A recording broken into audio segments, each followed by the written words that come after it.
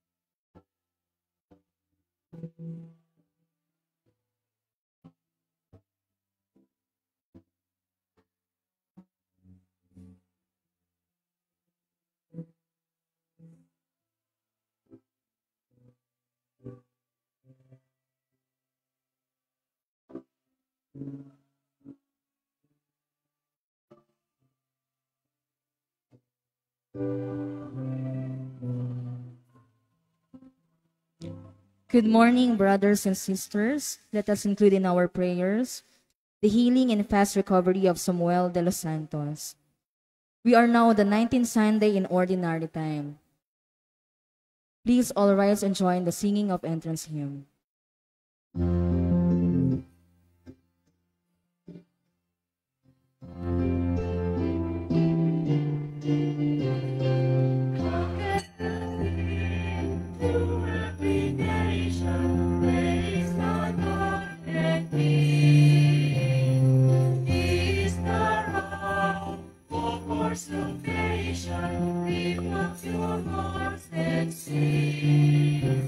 So sing, for we are God's people, for He has shown us His grace. We gather close to His name, want to partake of His name.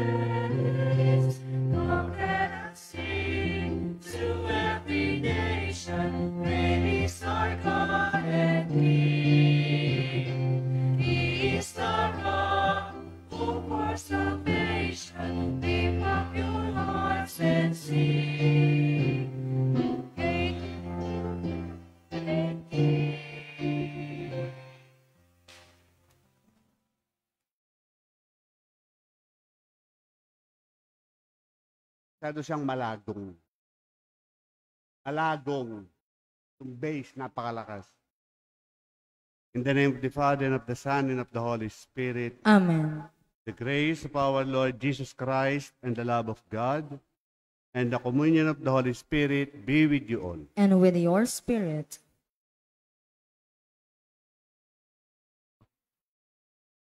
Brothers and sisters, let us acknowledge our sins and so prepare ourselves to celebrate the sacred mysteries. Teka muna. I confess to Almighty God and to you, my brothers and sisters, that I have greatly sinned in my thoughts and in my words, in what I have done and in what I have failed to do. Through my fault, through my most grievous fault. Therefore I ask Blessed Mary, ever Virgin, all the angels and saints, and you, my brothers and sisters, to pray for me to the Lord our God. May Almighty God have mercy on us, forgive us our sins, and bring us to everlasting life. Amen.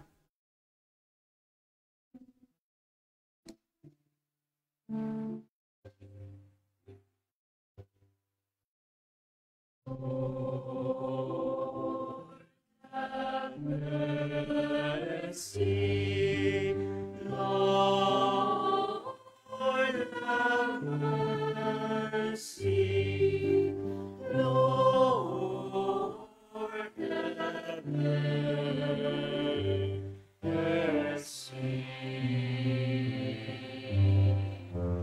Christ, have mercy. Christ, have mercy. Christ, have mercy.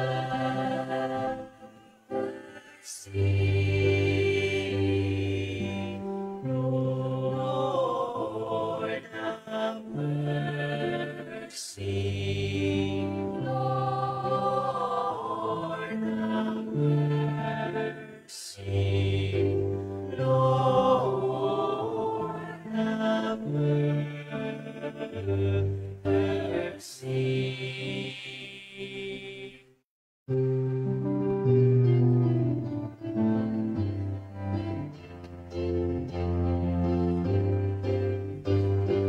Glory to God in the highest, and peace to God's people on earth. Glory to God in the highest, and peace to God's people on earth. Glory to God in the highest, and peace to God's people on earth. Glory to God in the highest, and peace to God's people on earth. Lord God, heavenly King, Almighty God and Father, we worship you, we give you praise, we praise you for your glory. Glory to God in the highest, and peace to God's people on earth. Glory to God in the highest, and peace to God's people on earth. Lord Jesus Christ, Holy Son of the Father, Lord God, Lamb of God, you take away the sins of the world. Have mercy on us. Have mercy on us. You are seated at the right hand of the Father. Receive our prayer. Receive our prayer. Glory to God in the highest, and peace to God's people on earth. Glory to God in the highest, to God's people on earth.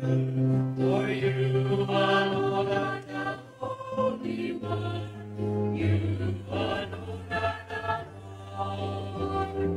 You alone are the Most High.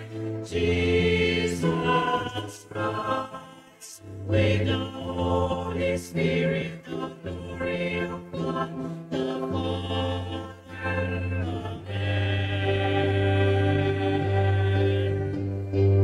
Glory to God in the highest, and peace to God's people on earth. Glory to God in the highest, and peace to God's people on earth. Glory to God in the highest, and peace to God's people on earth. Glory to God in the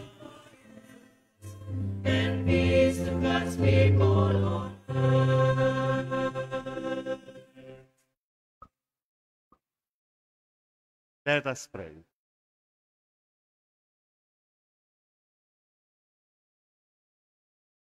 Almighty ever-living God, whom taught by the Holy Spirit, we dare to call our Father.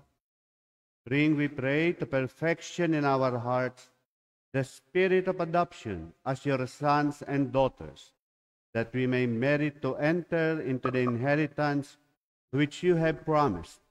Through our Lord Jesus Christ, your Son, who lives and reigns with you in the unity of the Holy Spirit, God, forever and ever. Amen. Yung second reading, sino second reading? Huwag niyo nandalhin. Ako, dito na ako babasa. Elijah was sustained in his journey through the desert by God-sent bread and water. This miraculous food and drink foreshadows the Eucharist, the food and drink that came down from heaven. A reading from the first book of Kings. Elijah went a day's journey into the desert until he came to a broom tree and sat beneath it.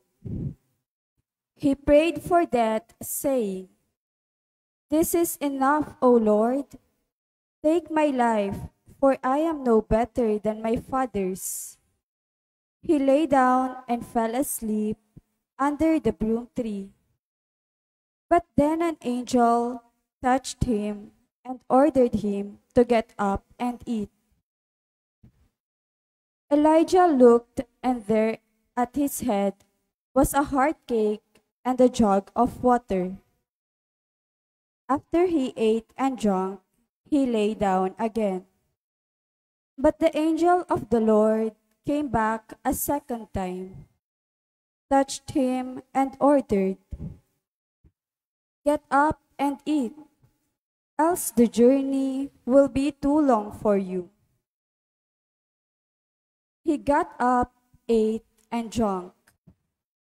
Then, strengthened by that food, he walked 40 days and 40 nights to the mountain of God, Horeb. The word of the Lord. Thanks be to God. Taste and see the goodness of the Lord. Taste and see the goodness of the Lord. I will bless the Lord at all times. His praise shall be ever in my mouth. Let my soul glory in the Lord. The lowly will hear me and be glad. Taste and see the goodness of the Lord.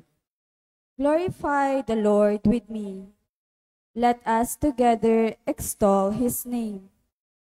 I sought the Lord, and he answered me, and delivered me from all my fears. Taste and see the goodness of the Lord.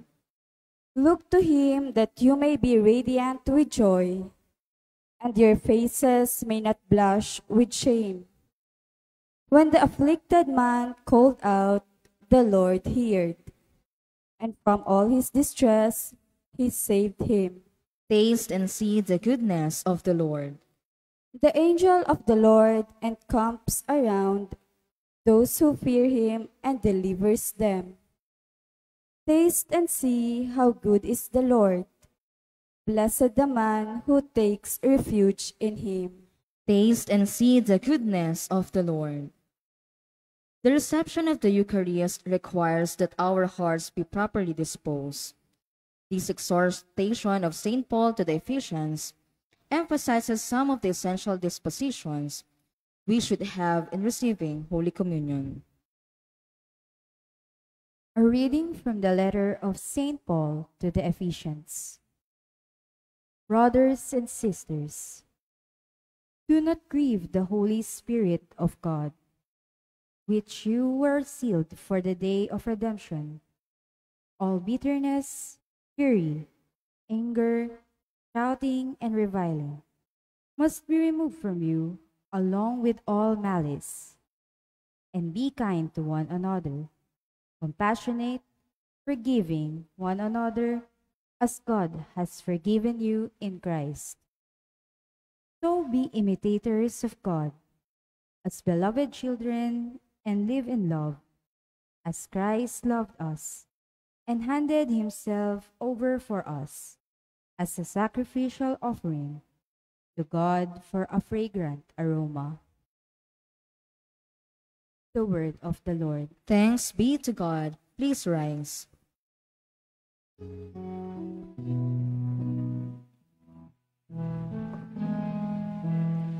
Hallelujah, hallelujah, hallelujah, hallelujah, hallelujah,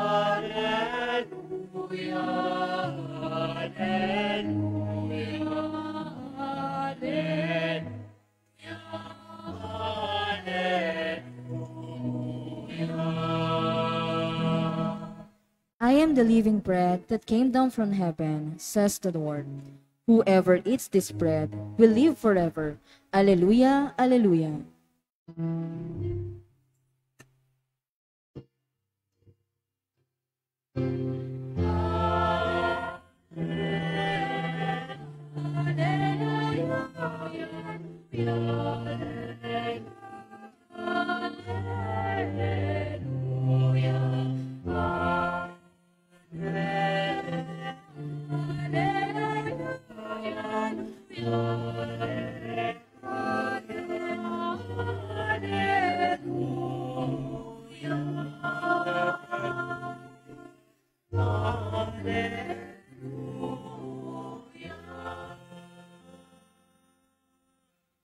The Lord be with you. And with your spirit. A reading from the Holy Gospel according to John. Glory to you, O Lord.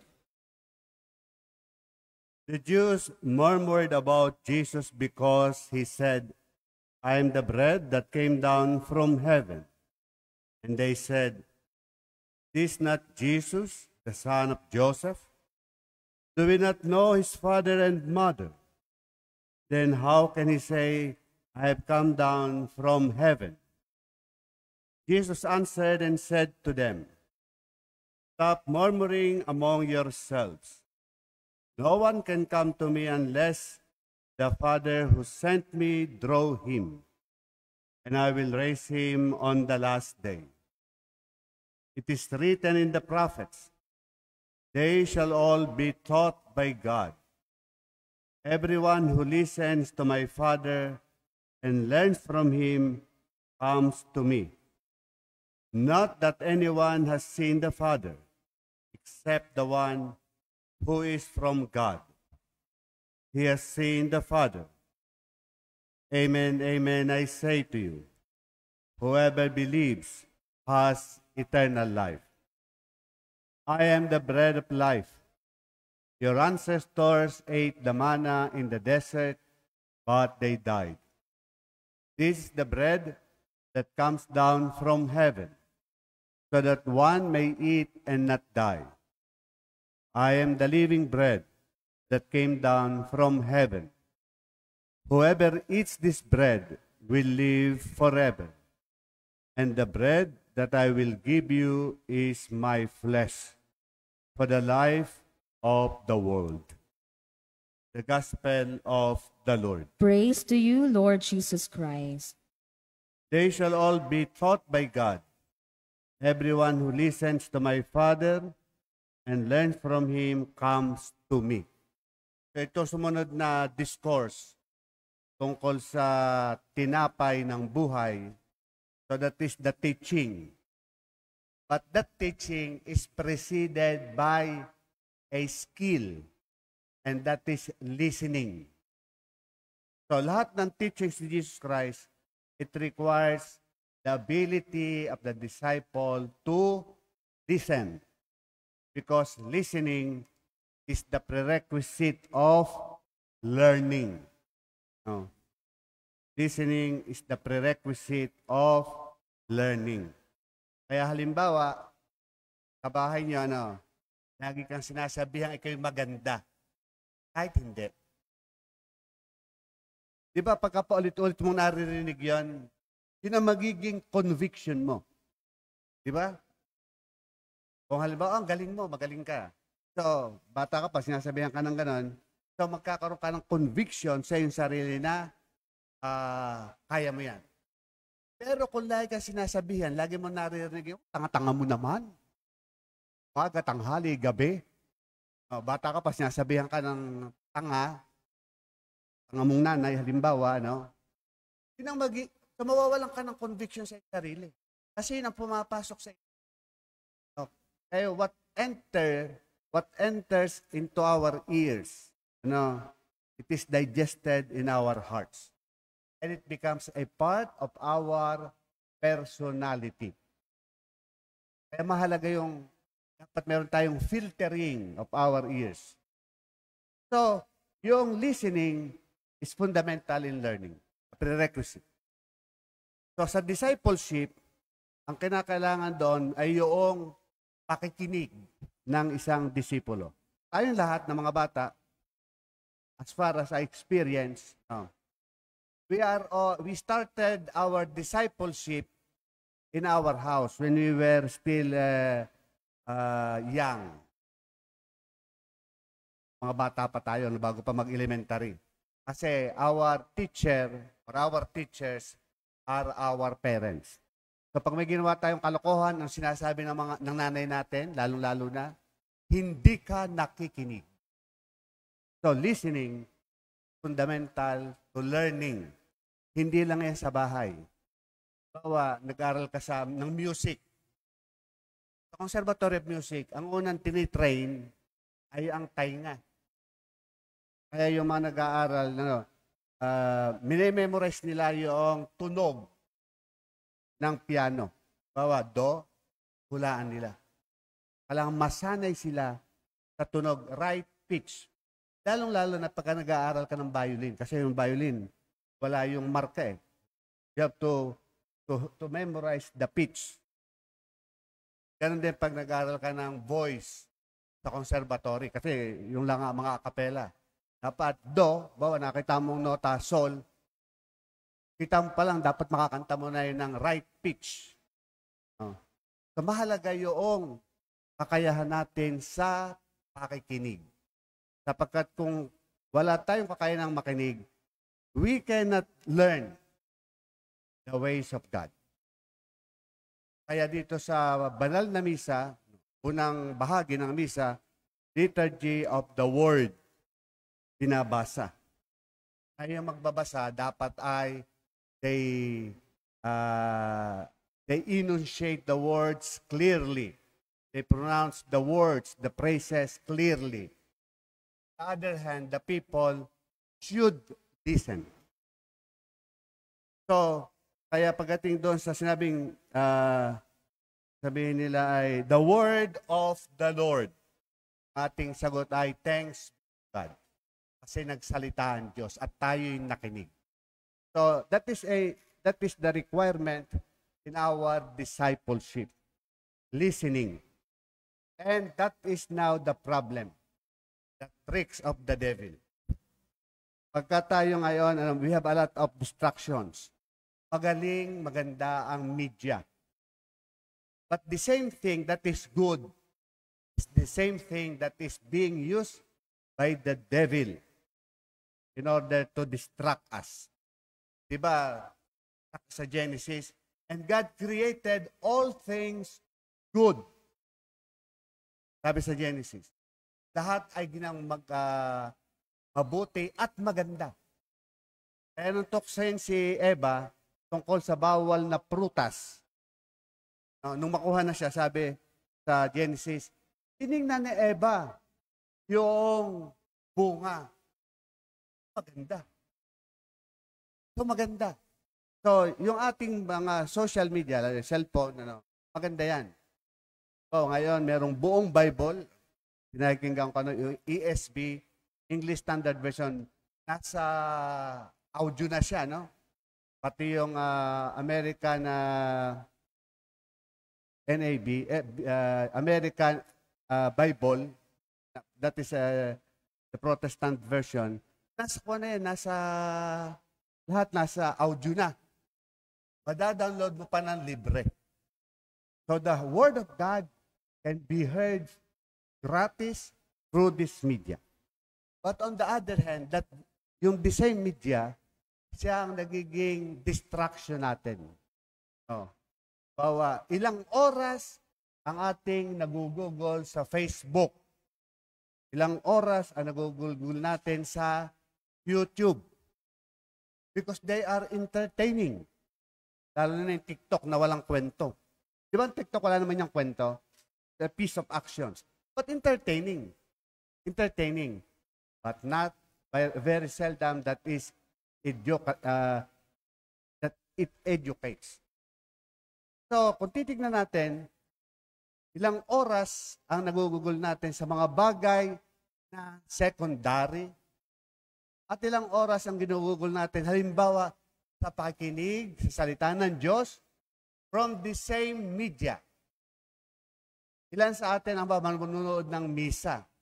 The same media. So yung proportion, it's very, very seldom. Hindi siya proportionate. From the same good media. Kaya nga sabi, in our learning, we need always to listen.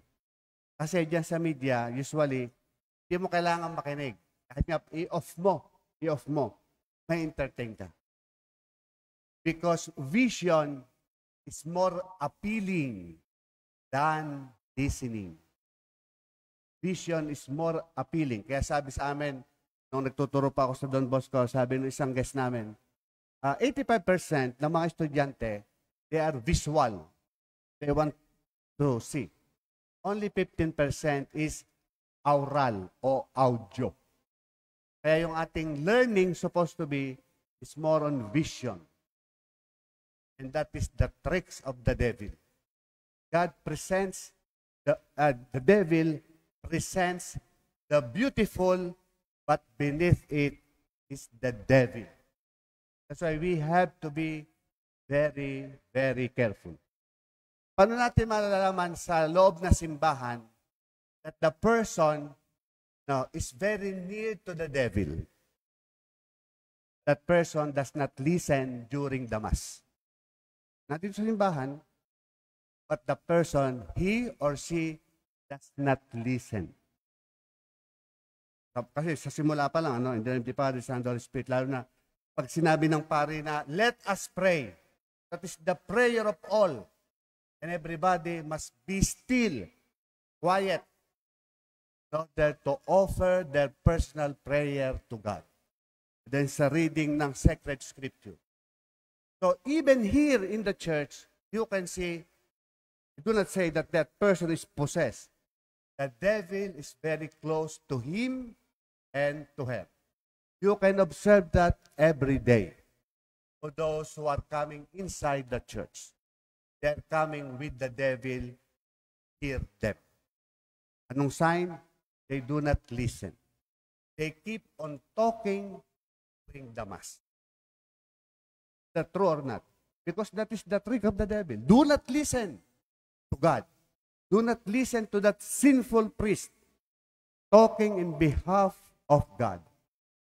Because not listening to God, it takes from us the opportunity to have an everlasting life.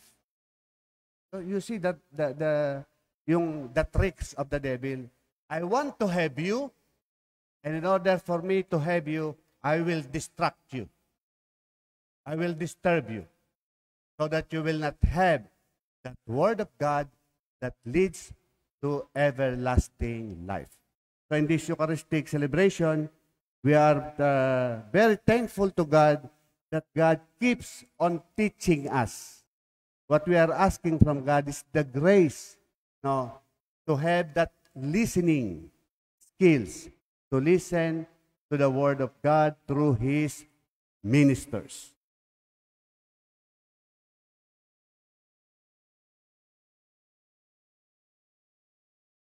Let's please stand to profess our faith. I believe in one God, the Father Almighty, maker of heaven and earth, of all things visible and invisible. I believe in one Lord Jesus Christ, the only begotten Son of God, born of the Father before all ages, God from God, light from light, true God from true God, begotten not made, consubstantial with the Father. Through him all things were made. For us men and for our salvation, he came down from heaven, and by the Holy Spirit was incarnate of the Virgin Mary, and became man. For our sake he was crucified under Pontius Pilate. He suffered death and was buried, and rose again on the third day in accordance with the Scriptures. He ascended into heaven and is seated at the right hand of the Father. He will come again in glory to judge the living and the dead, and his kingdom will have no end.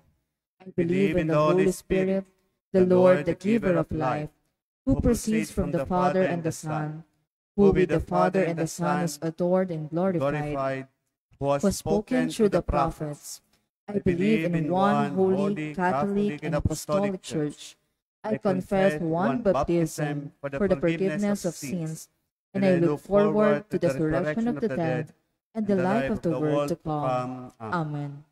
God's care and concern for us has always been so great, and such He will continue to be confident, and He will be with us in our journey through life. To lead, protect, and strengthen us, we pray. Lord, graciously hear us. Lord, graciously hear us. For the Church, God's pilgrim people on earth, when faced with rejection and persecution, may she never lose heart, but fully trust in God's help. Let us pray. Lord, graciously hear us. For the Holy Father, our Bishop, and all the religious leaders, may they be for us like the angels sent by the Lord to strengthen and encourage the prophet Elijah. Let us pray. Lord, graciously hear us. For the social and political leaders of our country, may they always seek and promote the good of the people, especially those who are weak, exploited, and defenseless. Let us pray. Lord, graciously hear us.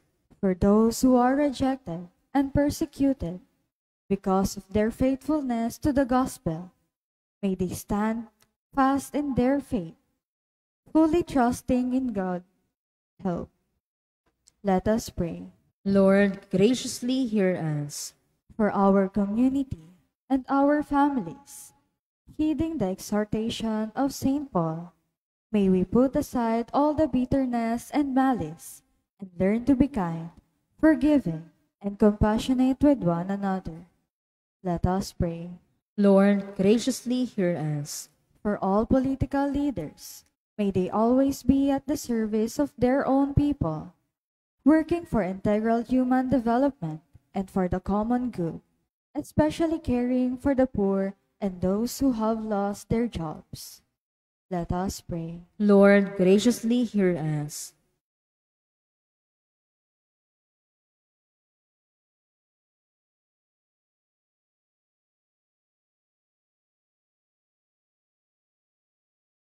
Lord God, thank you for continually being with us despite our failures and infidelities.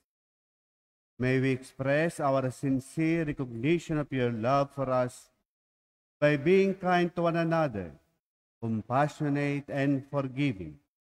See us this through Christ our Lord. Amen.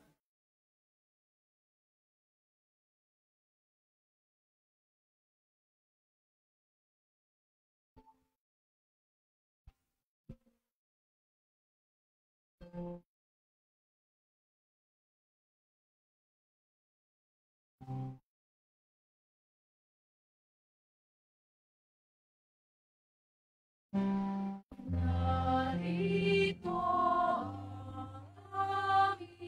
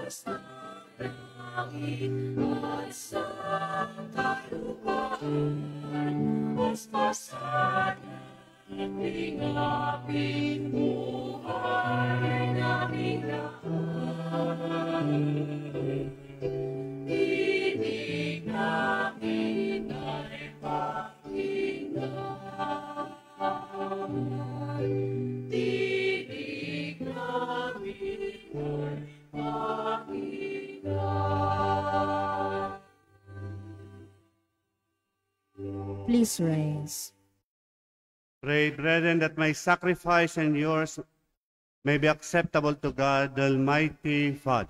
May the Lord accept the sacrifice at your hands for the praise and glory of his name, for our good and the good of all his holy church.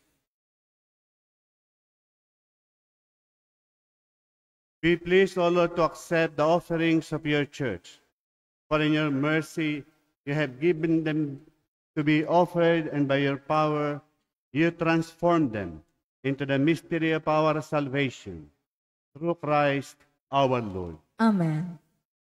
The Lord be with you. And with your spirit, Lift up your hearts. we lift them up to the Lord. Let us give thanks to the Lord our God. It is right and just. It is truly right and just, our duty and our salvation, always and everywhere to give you thanks, Lord, Holy Father, Almighty and eternal God. For you so loved the world that in your mercy you sent us the Redeemer to live like us in all things but sin, so that you might love in us what you loved in your Son. By his obedience we have been restored to those gifts of yours, that by shining we had lost in disobedience. And so, Lord, with all the angels and saints, we too give you thanks, and as an exaltation we acclaim.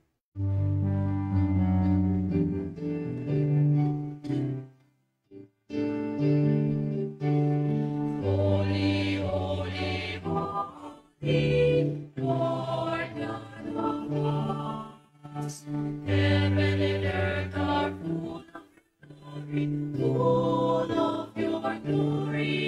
Hosanna in the highest, Hosanna in the highest.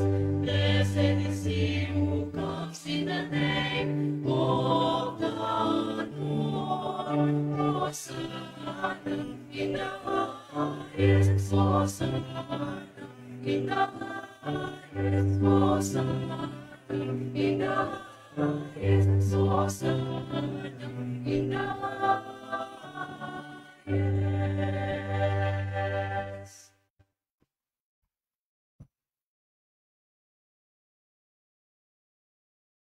You are indeed holy, O Lord, and all you have created rightly gives you praise.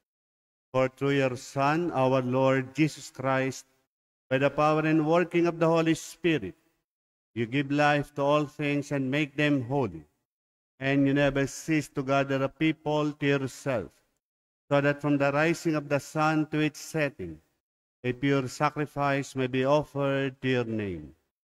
Therefore, O Lord, we humbly implore you, by the same Spirit, graciously make holy these gifts we have brought to you for consecration, that they may become the body and blood of your Son, our Lord Jesus Christ, at whose command we celebrate these mysteries. For on the night he was betrayed, he himself took bread, and giving you thanks, he said a blessing, broke the bread, and gave it to his disciples, saying, "Take this, all of you, and eat of it, for this is my body, which will be given up for you."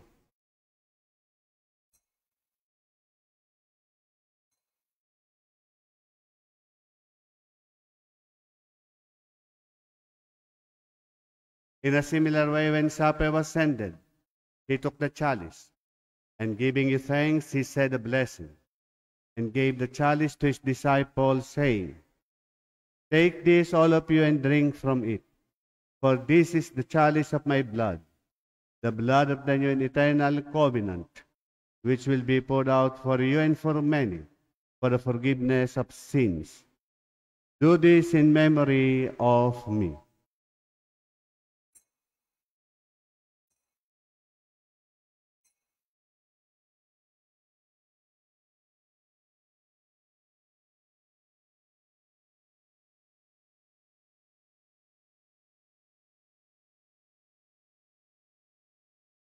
The mystery of faith.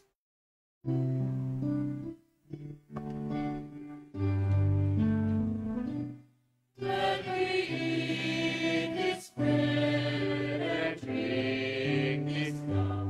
We proclaim your death, O Lord, until you come again, until you come again. We proclaim your death, O Lord. Therefore, O Lord, as we celebrate the memorial of the saving passion of your Son, his wondrous resurrection and ascension into heaven, and as we look forward to his second coming, we offer you in thanksgiving this holy and living sacrifice. Look, we pray, upon the oblation of your church, and recognizing the sacrificial victim by his death, you will to reconcile us to yourself. Grant that we who are nourished by the body and blood of your Son and filled with his Holy Spirit may become one body, one spirit in Christ. May he make of us an eternal offering to you, so that we may obtain an inheritance with your elect, especially with the most blessed Virgin Mary, Mother of God, with blessed Joseph, her spouse, with your blessed apostles and glorious martyrs, with Saint Maximilian Kolbe, and with all the saints, on whose constant intercession in your presence we rely for unfailing help. May the sacrifice of our reconciliation, we pray, O Lord, advance the peace and salvation of all the world. Be pleased to confirm in faith and charity your pilgrim church on earth, with your servant Francis, our Pope, Roberto, our Bishop, the order of bishops, all the clergy, and the entire people you have gained for your own. Listen graciously to the prayers of this family, whom you have summoned before you. In your compassion, O merciful Father, gather to yourself all your children scattered throughout the world. To our departed brothers and sisters, and to all who are pleasing to you, at their passing from this life, give kind admittance to your kingdom, where we hope to enjoy forever the fullness of your glory. Through Christ our Lord, through whom you bestow on the world all that is good.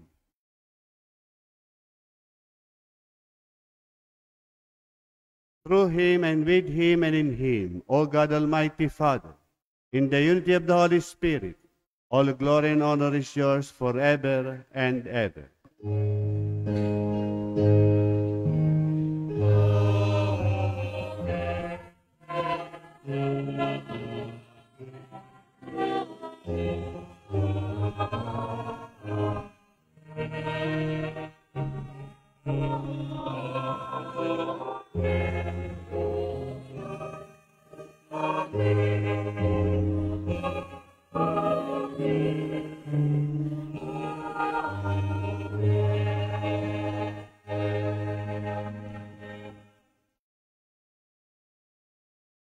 At the Savior's command, informed by divine teaching, we dare to say,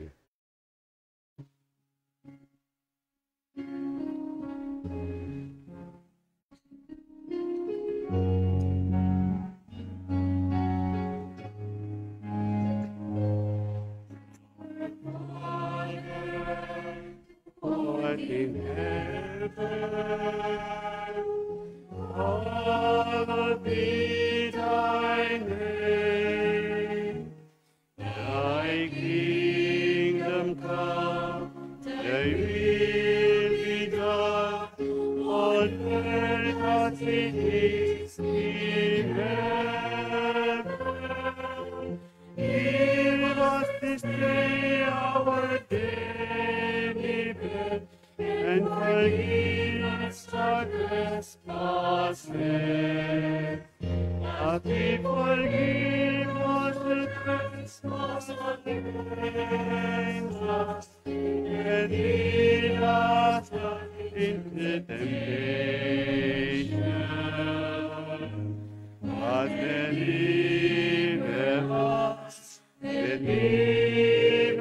us from evil.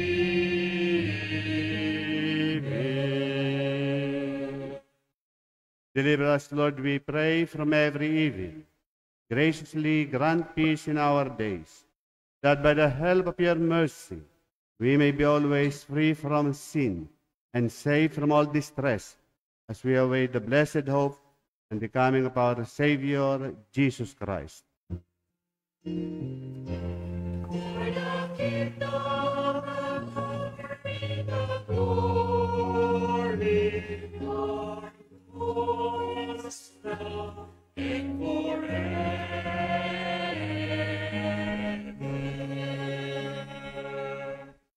Lord Jesus Christ, who said to your apostles, "Peace I leave you, my peace I give you," look not on our sins, but on the faith of your church, and graciously grant her peace and unity in accordance with your will, who live and reign forever and ever. Amen. The peace of the Lord be with you always. And with your spirit. Let us offer each other the sign of peace.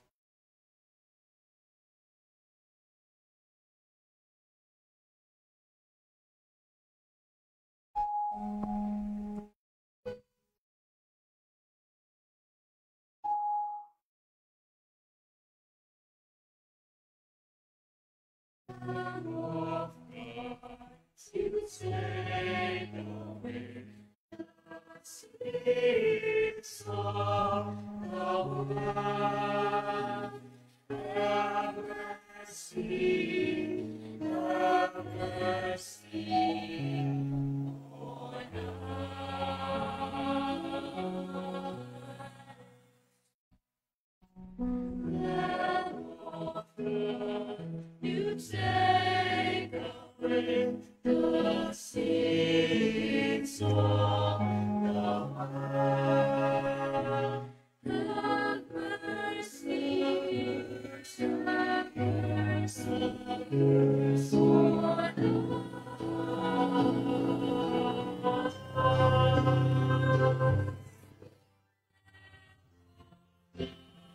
You take away the seas of the world.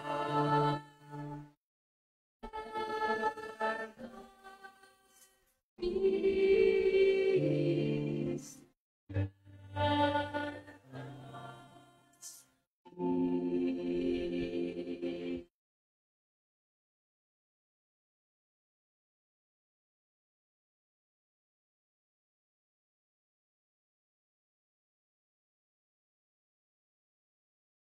Behold the Lamb of God. Behold him who takes away the sins of the world. Blessed are those called to the supper of the Lamb. Lord, I am not worthy that you should enter under my roof, but only say the word, and my soul shall be healed.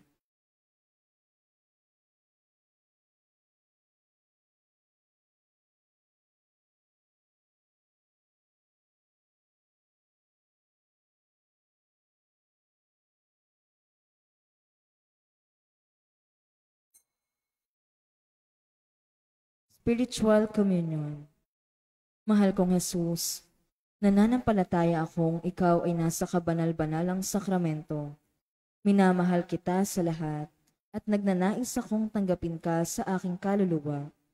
Bagamat hindi kita matatanggap bilang isang sakramento sa ngayon, naway bumisita at manatili ka sa aking puso.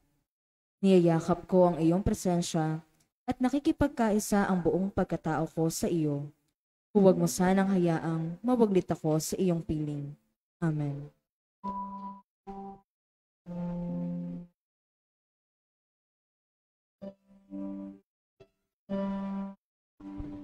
Ay tagal bago kita minahal. Kantang sinawla at sariwa. Dapat kang nanahan sa aking kalooban. Ngunit hinahanap pa rin kahit saan. Kay tagal bago kita minahal.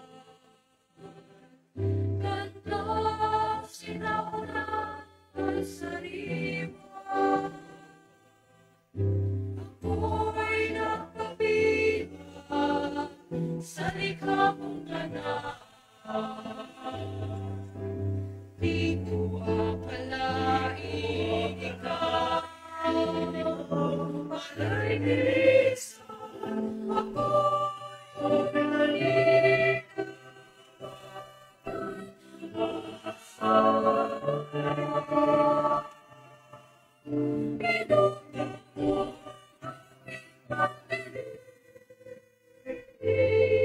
Bilang luminaw ang kapit ng daigdig. Kay tagal bago kita minahal. Ganda sinauna at sariwa.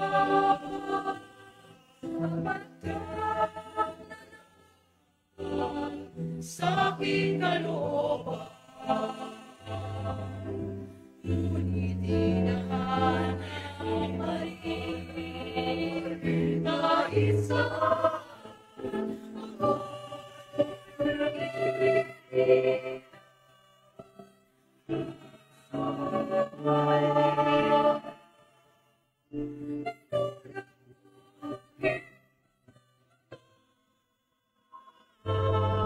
Biglang luminaw ang lahat mo sa pinag.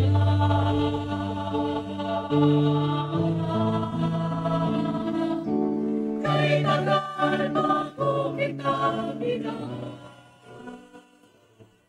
Gandang sinawla sa iyo. Ako'y nagpapila sa likha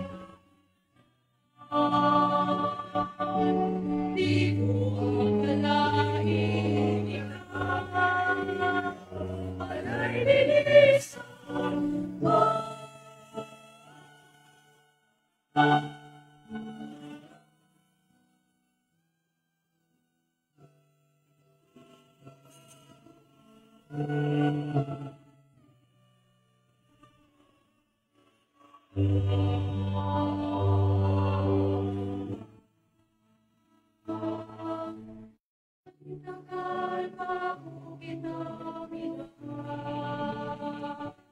Ganda, singaw na sariwa.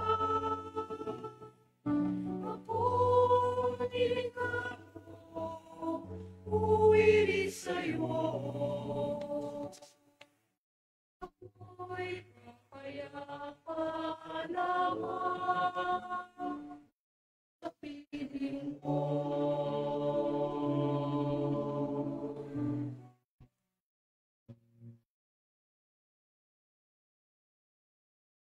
Please rise. Let us pray. Almighty ever-living God, may the communion in your sacrament that we have consumed save us, O Lord, and confirm us in the light of your truth, through Christ our Lord. Amen. The Please, Lord be with you. and with your spirit. And may the Almighty God bless you, the Father, the Son, and the Holy Spirit. Amen. Our celebration is ended. Go in the peace of the loving God. Thanks be to God.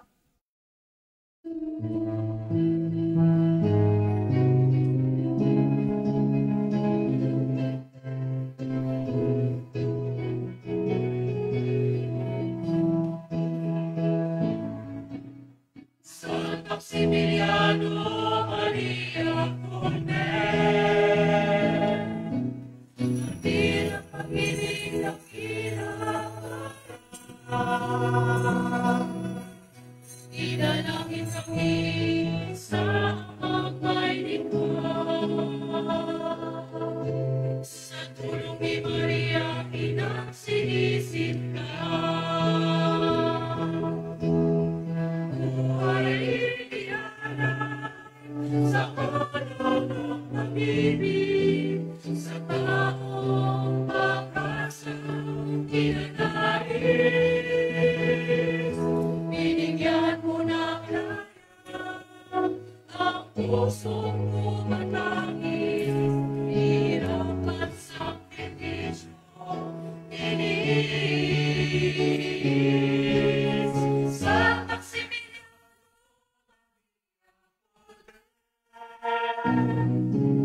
pati ng pag-ibig ang bilang idalangin kami sa may likha. Sa tulong ni Maria, inang sinisinta.